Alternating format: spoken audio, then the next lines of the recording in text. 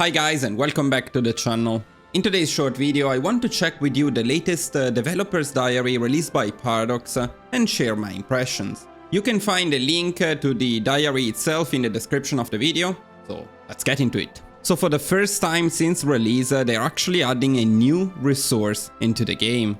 The new resource is going to be coal, and this is potentially a huge change as you will now need coal as energy to fuel your industry. Now let's take a look at their goals with this change. They want to introduce a potential soft limit on the current almost limitless industrial expansion. They want to increase the importance on expanding and securing a resource base for your needs. They want to provide a few more interesting choices when it comes to the economic laws, as right now, as you know, you always want to go war economy, maybe not total mobilization, but war economy as soon as possible. So with this change, they want that not to be the only right choice anymore. And they want players to consider the idea of demobilizing their economy at some point during the run. Lastly, very important though, they are not aiming at creating a super complicated or overly complex system for this new energy economy model. Now this last point is particularly important for me as I recently experimented with the popular mod Black Ice on a live stream. And among other things, the mod does add something very similar in the form of new resources and energy needed to sustain your industry. As you may already know if you watched the live, I was not a big fan of the amount of extra complexity added with the mod, so I do really hope that Paradox gets this one right. As you can see on the map, you will have this new icon, it's a little small here, but representing coal. And let's look at the base concept to get a better idea of what's going on here. So, like any other resource, coal will be excavated, it will appear on the map, and each unit of coal that you have and you are not trading away will produce a set amount of energy. This energy will then be used to power up your industry. What do I mean by industry? Your civilian and military factories, but also your dockyards. I can already see myself deleting dockyards so they don't consume my energy. So in the rest of the diary, they will call all of them as factory. Now each factory, regardless of the type, has the same base energy demand. So what you are seeing in the top bar right here, it's a good representation of the size of your industry as well as of the amount of energy you need. In fact, under the amount of factories, there will now be a new bar, similar to the one you have for fuel or logistics, representing the amount of energy you have available compared to the total demand. But that's not all. The next paragraph is an important one, the economy of the scale. So, the base energy demand is not everything. As for each factory you own, there will be a little extra scaling cost for the demand per factory. So in short, what this means is that the larger your industry is, the more energy per factory you will need. The bigger industry, the more energy, exponentially. This is potentially a huge change, as when you become very big and you have a very large industry, you will also need huge amounts of energy.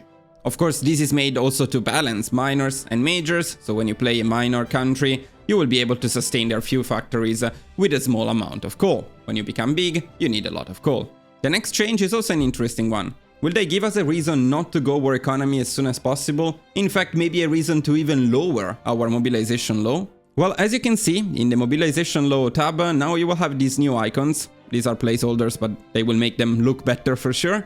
The first of these new icons represents the extra amount of energy required per factory when you change to that mobilization law. So if you stay with civilian economy, you will require 30% less energy. But if you go for total mobilization, you will require 50% more energy.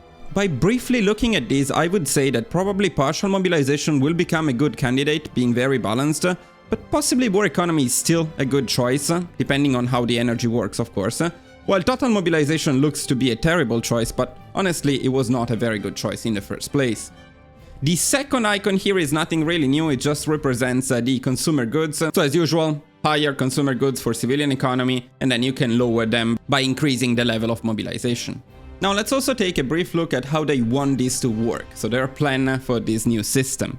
So currently in the game, you have military and civilian factories, as well as dockyards, and each of these factories has a base output value. And each day, that's a factory output, they contribute that much to your production. Of course, the total output is affected by other things, technologies, laws, ideas, ministers, national spirits, as well as, for example, in the case of military production, the production efficiency, as you all know.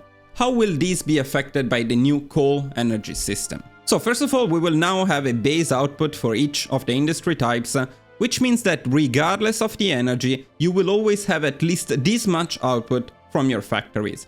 So this means that even if you stay at 0 energy, you have a base output guaranteed for all of your factories. Then there is another value, which is the fully powered output, a much higher one. So base output and max output, let's call them like this.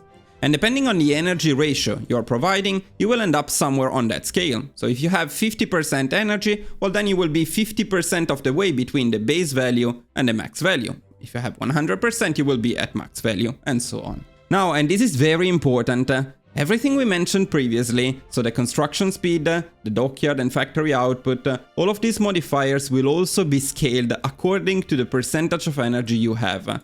So while what I just said makes it sound like maybe it's not that important to have max energy because you have a guaranteed base value, this last sentence sounds to me like having max energy will be mandatory in most situations. Of course, we don't know yet, but that's the impression I get. So down here, when you go to factories, apparently you will have these new indicators of the energy ratio you have for each of the factory types. So what do I think about all these?